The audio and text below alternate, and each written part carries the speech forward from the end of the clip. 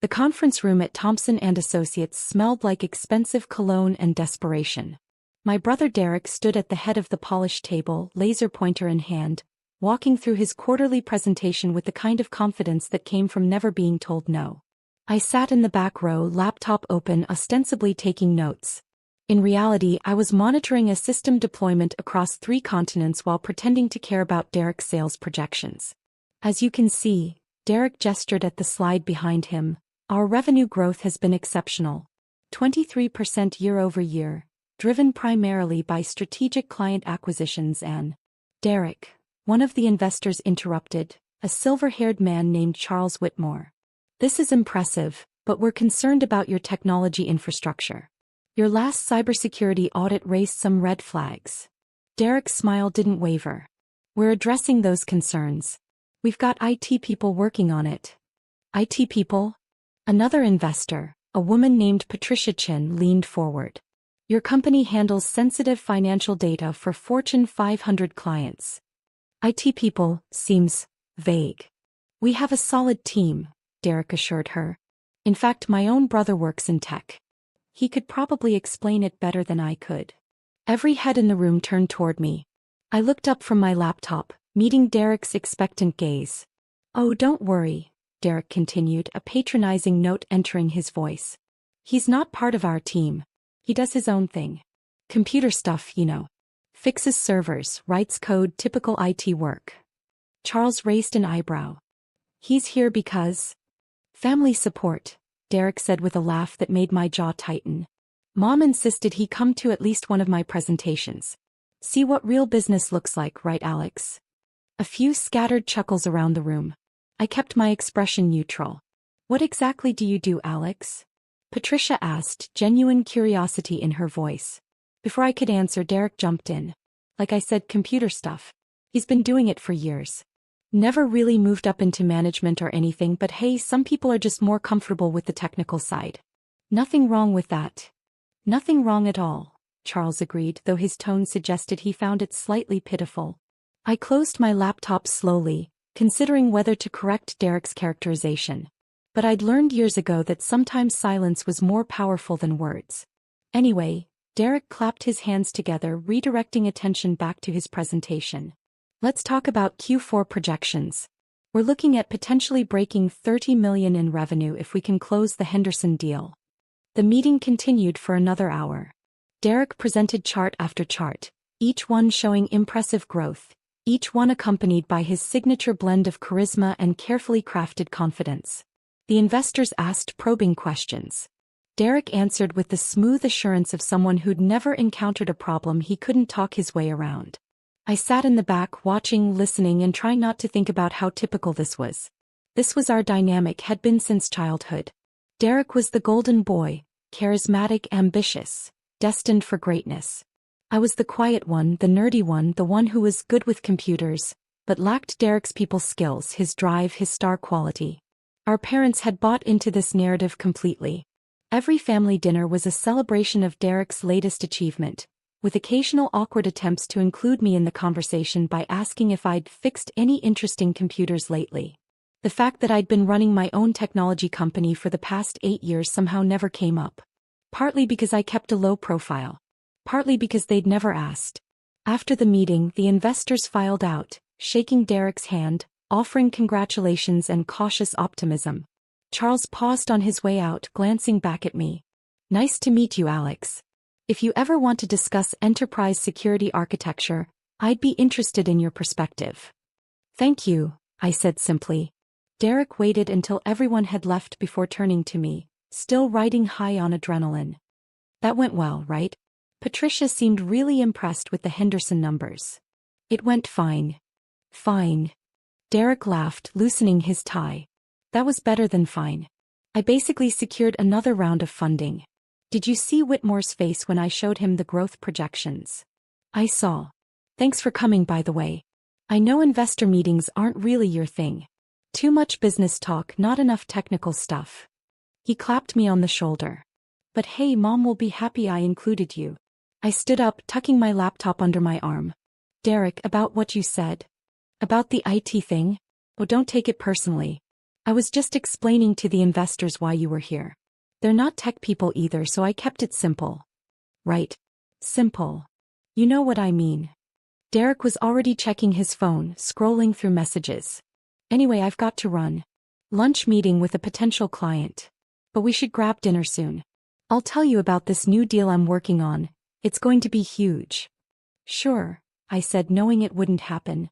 Derek's invitations were always genuine in the moment and forgotten by the next day. He left in a whirlwind of confidence and cologne, already on a call before he reached the elevator. I stood in the empty conference room, looking at the residual glow of his presentation still projected on the screen. 23% growth. Impressive objectively. My company had grown 48% last year, but Derek didn't know that. Nobody in my family did. My phone buzzed. A message from my Chief Operating Officer, Jennifer Martinez. The DataCore merger is moving forward. Board wants your approval on the final terms. Also, Tech Summit confirmed you as keynote speaker.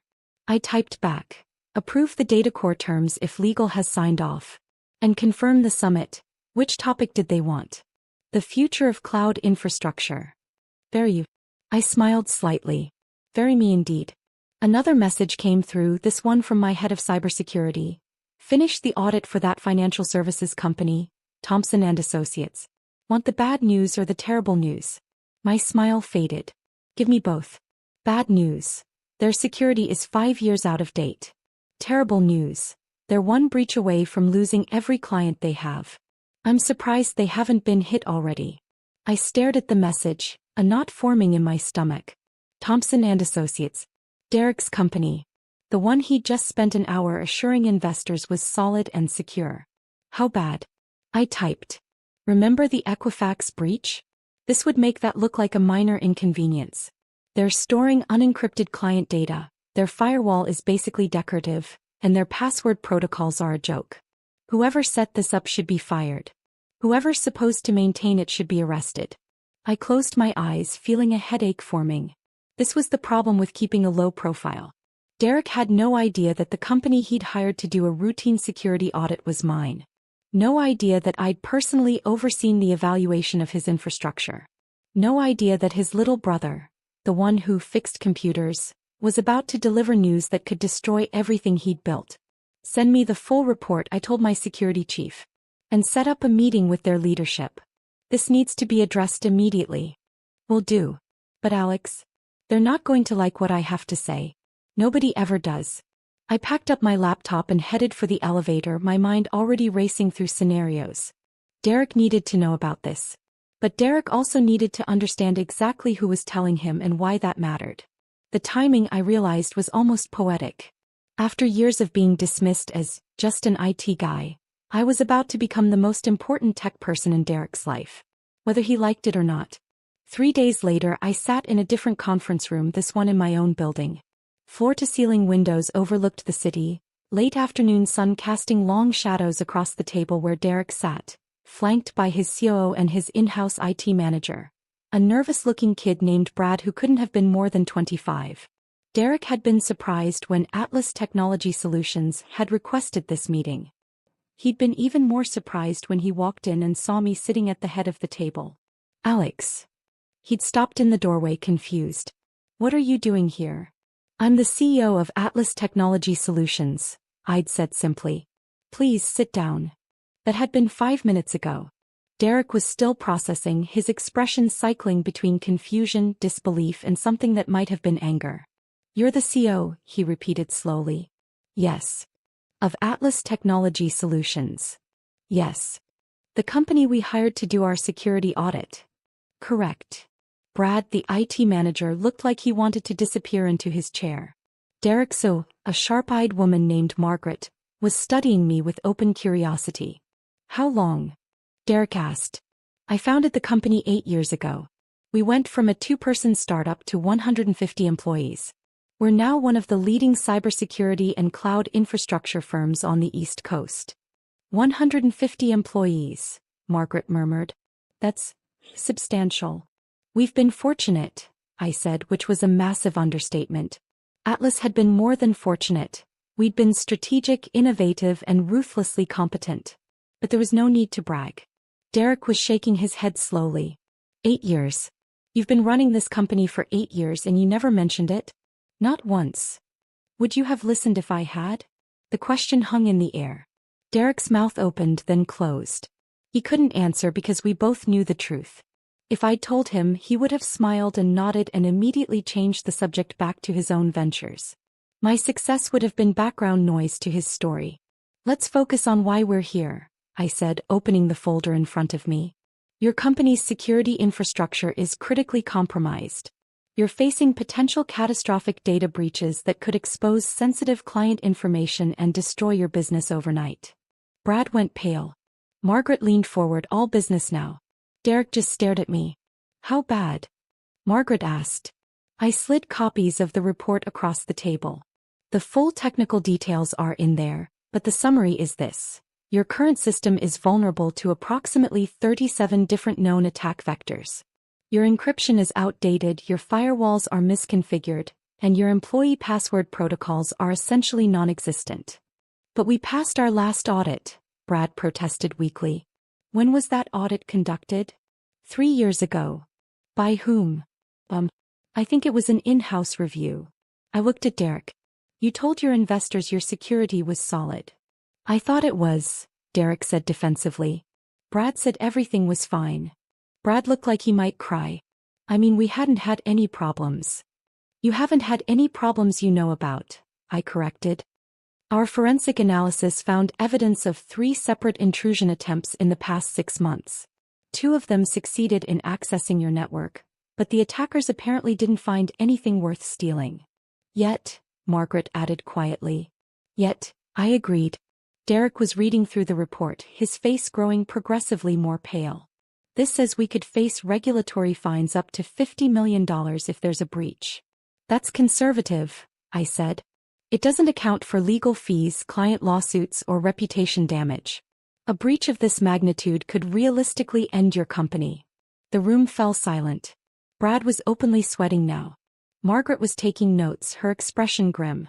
Derek just sat there, the report open in front of him, reality crashing down around his carefully constructed world. Can you fix it? He asked finally, his voice smaller than I'd ever heard it. Yes. How long? Complete overhaul? 6 months minimum. We'd need to rebuild your entire infrastructure from the ground up. 6 months, Derek repeated. And the cost? I named a figure that made Brad gasp and Derek's face go white. That's... Derek struggled for words. That's almost our entire profit margin for the year. It's also significantly less than what a breach would cost you, I pointed out. And frankly, you don't have a choice. If you don't address this immediately, you're one malicious email away from bankruptcy. Margaret closed her notebook. He's right, Derek. We need to do this. With my brother's company? Derek's voice carried a note of something, resentment maybe, or wounded pride. With the best cybersecurity firm we can afford, Margaret corrected. The fact that it's Alex's company is irrelevant. What matters is protecting our clients and our business. Derek looked at me, really looked at me, perhaps for the first time in years. I could see him trying to reconcile the IT guy brother with the CEO sitting across from him, the one who'd just calmly explained how his entire business was hanging by a thread. Why didn't you tell me, he asked. About your company. About any of this. Would it have changed anything? I don't know. Maybe. Derek, I said carefully, at your investor meeting, you introduced me as someone who fixes computers. You told a room full of people that I do typical IT work. You implied I'd never moved into management because I wasn't capable of it. He had the grace to look ashamed. I didn't mean. You did mean it. That's how you see me. That's how you've always seen me. That's not fair. Isn't it? Kept my voice level. Every family dinner, every holiday, every time we're together, the conversation is about your achievements. Your deals, your growth, your success. Nobody ever asks about my work because you've all decided it's not as important. Alex. I'm not angry, I interrupted, and I meant it. I'm just stating facts. You've spent years dismissing what I do, and now you're in a position where you desperately need what I do. It's ironic, that's all. Margaret was watching this exchange with open fascination. Brad just looked confused. Derek set down the report, his hands flat on the table. You're right. I've been dismissive. I didn't understand what you were doing, so I assumed it wasn't as complex or impressive as what I was doing. That was wrong. It was the closest thing to an apology I'd ever heard from Derek. It wasn't enough, not nearly enough, but it was something. So what happens now? He asked. Now you decide. Atlas can rebuild your security infrastructure, but it will require your full cooperation. We'll need access to all your systems, complete transparency about your operations, and authority to make necessary changes even if they're disruptive. Disruptive how? We'll need to temporarily shut down certain systems, implement new protocols, retrain your entire staff. It won't be comfortable, but it's necessary. And if we don't? Derek asked, though he clearly already knew the answer. Then eventually, maybe in a month, maybe in a year, someone with malicious intent will find the same vulnerabilities we found. They'll exploit them, steal your data, and destroy everything you've built. Your investors will sue you. Your clients will leave you. Your company will cease to exist. The bluntness of it seemed to physically impact Derek. He slumped in his chair, the usual confidence draining out of him. Not much of a choice, he muttered. No, I agreed. It's really not. Margaret stood up, extending her hand to me. We'll need a formal proposal and timeline. Can you have something ready by Monday? I'll have it ready by tomorrow morning. He smiled, impressed. Atlas really is one of the best, isn't it? We don't make that claim ourselves, I said, shaking her hand. But our clients seem to think so. Brad mumbled something about needing to check on servers and fled the room. Margaret followed more sedately, leaving Derek and me alone in the conference room. Derek was still staring at the report, his finger tracing the executive summary. 150 employees, he said quietly. Revenue in the... Jesus, Alex. You're running a $40 million company. 43 million last year, I corrected. We're projecting 52 for this year. And you never said anything. You never asked. He looked up at me, and for the first time I saw something other than his usual confidence. Vulnerability, maybe. Genuine curiosity. Why? Why what? Why keep it quiet? Why not? I don't know, rub it in our faces? Mom and Dad still think you work in some generic IT department somewhere. I considered the question. Because building Atlas wasn't about proving something to you or them. It was about building something that mattered, something I was proud of. Your approval or lack thereof didn't factor into it. That's... Derek searched for words. That's actually kind of mature. I'm 34 years old, Derek. Maturity shouldn't be surprising. He laughed, but it was a tired sound. I'm 37 and I'm just realizing how immature I've been. I started gathering my things, preparing to leave. Derek stood up, moving to block my path. Alex, wait. I need to. I should. He struggled and used to vulnerability. Thank you. For the audit. For being honest about how bad things are. For not just letting us fail. I'm doing this for your clients, I said. They deserve to have their data protected, even if your company didn't prioritize it. The words were harsh, but Derek didn't flinch. Fair. But still. Thank you. I nodded, stepping around him toward the door. Will you tell them? Derek asked suddenly. Mom and Dad. About Atlas. I don't know. Maybe. Does it matter? I think. Derek hesitated. Think they should know. I think I should have known. Well, I said, opening the door. Now you do. I left him standing in the conference room, alone with the report that detailed exactly how close his company had come to catastrophic failure. As I walked back to my office, my phone buzzed with a message from Jennifer. How'd it go with the brother? About as expected, I typed back. Prepare the proposal for Thompson and Associates. Complete infrastructure overhaul, 6-month timeline. That's a big project. You sure you want to take it? I thought about Derek's face when he realized the scope of the disaster he'd been courting. I thought about years of dismissive comments and casual condescension. I thought about the satisfaction of being undeniably, critically necessary. I'm sure I replied. This one's personal. The next 3 weeks were a blur of planning, preparation, and increasing panic from Derek's team as they began to understand the magnitude of the security overhaul. I assigned my best team to the project. Not as a favor to Derek, but because the work demanded expertise and because I took pride in every job Atlas undertook. Meanwhile, word had apparently gotten back to my parents about the meeting. My mother called on a Wednesday evening, her voice pitched with confusion. Alex, honey, Derek said something about you running a company? A technology company. That's correct. But you've never. We thought you worked for someone else. In their IT department. No, Mom. I've been CEO of Atlas Technology Solutions for 8 years. Silence on the other end of the line. Then, 8 years. Yes. And you never told us? I tried to a few times. You always seemed more interested in Derek's sales numbers. More silence. I could hear my father's voice in the background asking what was going on. My mother explained, her voice faint with shock. Your father wants to know how big this company is. Tell him we're doing about $50 million in revenue this year with 150 employees across 3 offices. I heard her relay this information. A muffled exclamation from my father. Alex, my mother said slowly, why didn't you make us understand? Why didn't you insist we pay attention? Because I shouldn't have to insist, Mom. You're my parents. You should have been interested enough to ask. That's. She trailed off. That's fair, actually. We've been terrible, haven't we? You've been focused on Derek. It's what you've always done. That's not an excuse. No, I agreed. It's not. My father took the phone. Son, we need to talk about this properly. Can you come to dinner this weekend? I'm pretty busy with Derek's project. Please, my father said, and the word was so uncharacteristic that it stopped me cold. My father didn't say please. My father made pronouncements and expected compliance. Okay, I said finally. Saturday. Thank you. And Alex? We're proud of you. We should have said that years ago. The words should have felt satisfying. Instead they just felt hollow. Too little, too late, motivated not by genuine understanding but by the revelation of my success. See you Saturday, I said and ended the call. Jennifer poked her head into my office. Everything okay? Family drama. The brothers' company.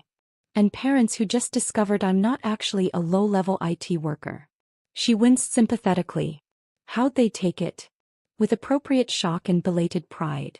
I turned back to my computer, pulling up the Thompson and Associates project timeline. How's the team doing with Phase 1? Good. Brad, their IT manager, is actually pretty sharp once you get past the fear. He's been helpful identifying the worst vulnerabilities. That's something at least. Derek's been in every day, Jennifer added carefully. Watching, asking questions. Actually trying to understand what we're doing. Character development, I said dryly. Maybe. Jennifer sat down across from me. For what it's worth, I think this project is good for you. Not just professionally, personally. Sometimes people need to see you fully to understand what they've been missing. Philosophical today, aren't we? I have my moments. She stood up, heading for the door. Don't stay too late. The work will still be here tomorrow. After she left, I sat in the quiet office looking out over the city. Somewhere out there, Derek was probably at his own office watching my team tear apart and rebuild his company's infrastructure. Probably wondering how he'd missed so much, how his little brother had built something this substantial while he was busy collecting sales awards and investor meetings. My phone buzzed. A text from Derek. Team says Phase 1 is ahead of schedule. That's good, right? Very good, I replied. Means we found the problems faster than expected. Which means there were a lot of problems. Yes. A pause, then I really had no idea how bad it was. Thank you for catching it. I stared at the message, considering my response. The old Alex would have brushed off the thanks, minimized his own contribution, made it easy for Derek to go back to underestimating him. But I wasn't that Alex anymore. Maybe I never should have been. You're welcome, I typed. This is what we do. This is what I've built. It's not just IT work. It's not fixing computers. It's protecting companies from catastrophic failure. I know that now. I'm sorry it took this to make me see it. Better late than never. Another pause, longer this time. Then, will you really come to dinner on Saturday? Mom's been worried you'll cancel. I'll be there. Thank you. And Alex, I'm going to make sure everyone knows what you've done. Not just for my company but everything. You deserve recognition. I smiled slightly at the screen. Derek was trying in his own way. It wasn't enough to erase years of dismissiveness, but it was a start. See you Saturday, I sent back. I closed my laptop and stood up, stretching muscles tight from hours at a desk. Through the window, I could see the city lights spreading out in all directions, thousands of companies and offices and data centers, all of them needing the kind of protection and expertise that Atlas provided. This was my world. This was what I'd built while Derek was collecting sales awards and my parents were asking if I'd fixed any interesting computers lately. They were about to get a comprehensive lesson in exactly what their youngest son had accomplished. And this time they were going to pay attention. Whether they liked it or not. Saturday dinner was a different affair than usual. My parents' dining room felt smaller somehow, or maybe I just took up more space now that they knew the truth. Derek arrived with Margaret. A power move on his part, I suspected, bringing someone who could testify to my competence. My mother had cooked my favorite meal, which was touching in its transparency. My father actually asked about my day before launching into any other topics. Small gestures but significant. So, my father began once we were all seated. Atlas Technology Solutions. I looked it up. Very impressive portfolio of clients. Thank you. Several Fortune 500 companies, government contracts, international clients. We've been fortunate. Derek tells us you're rebuilding his entire security infrastructure. That's correct. My mother set down her fork. Alex, honey, why didn't you tell us about all this? Here we go, I thought. I tried to, Mom. Several times. Remember last Christmas when I mentioned I'd acquired a competitor? You said, "That's nice, dear," and immediately asked Derek about his sales numbers. She had the grace to look ashamed. I don't remember that. I do. Derek spoke up. He's right, Mom. I've been thinking about it all week. Every family dinner we talk about my deals, my clients, my success. We never really asked Alex what he was doing. We just assumed it wasn't as important. Because you told us he worked in IT, my father said, a note of defensiveness in his voice. He does work in IT, Margaret interjected smoothly. He's just the CEO of an IT company. There's a bit of a difference between that and what you were imagining. Obviously, my father muttered. The thing is, Derek continued, and I could see he'd been rehearsing this, Alex built something incredible.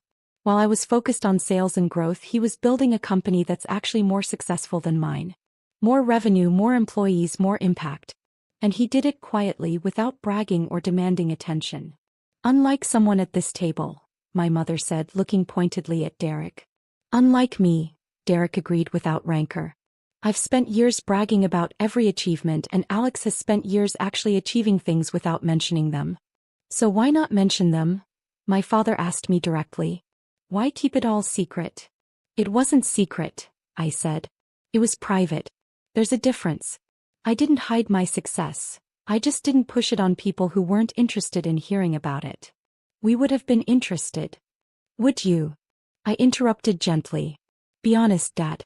If I'd told you 5 years ago that I was starting a technology company, what would you have said? He opened his mouth, then closed it. We both knew the answer. He would have smiled, said something vaguely encouraging, and then asked Derek about his quarterly earnings. That's what I thought, I said. The table fell silent. My mother was crying quietly. Derek was studying his plate. Margaret looked like she wished she were anywhere else. We've failed you, my father said finally, his voice rough. As parents, we've completely failed you. You haven't failed me, I said, and I meant it. You just didn't see me clearly. But that's not actually your fault. I could have demanded to be seen. I could have made you pay attention. I chose not to because I was building something for myself, not for your approval. But we should have given you approval anyway, my mother said. We should have been proud, been interested, been supportive. You're right, I agreed. You should have. But you weren't, and I survived it. I thrived, actually. I built Atlas without your support, which means it's entirely mine. There's something powerful about that. Derek looked up. Is that why you did it? To prove you didn't need us? No, I said honestly. I did it because I saw a market need and I had the skills to fill it. Your opinions never really factored into my business decisions. That might sound harsh, but it's the truth. My father leaned back in his chair, looking older than I'd ever seen him. When did you become so independent? So self-sufficient? Probably around the time I realized I wasn't going to get what I needed from this family, I said. So I built my own life, my own success, my own support system. Atlas is mine in a way nothing else has ever been mine. And we missed all of it, my mother whispered. Yes, I said simply. You did. Margaret cleared her throat. If I may offer an outside perspective, what Alex has built is remarkable not just in scale but in reputation. Atlas is known in the industry for integrity, expertise, and innovation. That doesn't happen by accident. That's the result of consistent excellence and ethical leadership. Thank you, I said, genuinely appreciating her support. I'm not blowing smoke, Margaret continued, looking at my parents. I've been in corporate management for 15 years. I know what good leadership looks like. Your son is exceptional at what he does. You should be enormously proud. We are, my father said quickly. We are proud, Alex. Even if we haven't shown it properly. I appreciate that. Can we? My mother hesitated. Can we start over? Pay attention properly this time. I considered the question carefully. Could they? Could this family fundamentally change its dynamics after years of established patterns? I don't know, I said honestly. But we can try. Derek raised his water glass. To trying. And to my brother, who turned out to be considerably more impressive than I ever gave him credit for. We all drank to that. It wasn't resolution, not really. It wasn't a magical healing of years of dismissiveness and neglect. But it was acknowledgement, and acknowledgement was a start. After dinner, Derek pulled me aside while our parents were clearing dishes. The team says we'll be fully operational with the new security infrastructure by month 5, he said. Ahead of schedule. That's the plan. I've been thinking about recommending Atlas to some of my contacts. Other companies in our sector who probably need similar work. That's generous. It's strategic, Derek corrected with a slight smile. If my competitors get breached because of bad security, it reflects poorly on the whole industry. Better if everyone's protected. Pragmatic, I said. I like it. I learned from the best. He paused. That would be you in case that wasn't clear. I laughed, surprised. Message received. I mean it, though. The way you've built Atlas, the reputation you've developed, the quality of your work. It's impressive. More impressive than anything I've done. You've done well for yourself, Derek. I've done adequately. You've done exceptionally. There's a difference. We stood there in the hallway, two brothers who'd spent years talking past each other, finally starting to actually communicate. Think we can make this work? Derek asked. The family dynamic, I mean. Now that everyone knows the truth. Honestly, I have no idea. But I'm willing to find out. That's all I can ask. Derek extended his hand. Partners. I shook it. Partners. My phone buzzed. Jennifer with an urgent message. Datacore merger just got complicated. Need your call with their CEO ASAP. I showed Derek the message. Duty calls. CO stuff? PO stuff, I confirmed. Go, Derek said. Save the merger. Do the important work that someone who just fixes computers definitely can't do. I smiled at the callback. I'll see you next week for the Phase 3 review. I'll actually pay attention this time, Derek promised. Really try to understand what you're doing. That would be nice, I said, and I meant it. I left my parents' house feeling lighter than I had in years. Nothing was fixed, not really. Years of family dynamics didn't reverse overnight. But something had shifted. They saw me now. Really saw me. Not as the disappointing son who worked in IT, but as someone who'd built something significant.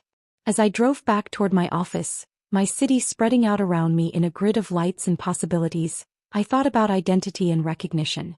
About building something for yourself versus building something for others' approval. This was mine. Every line of code, every security protocol, every client relationship. I'd built it without their help, without their recognition, without their pride. And that made it more valuable somehow. More real. Their belated acknowledgement was gratifying, sure. But it wasn't necessary. I'd already proven everything I needed to prove. To myself. And in the end, that was the only audience that really mattered.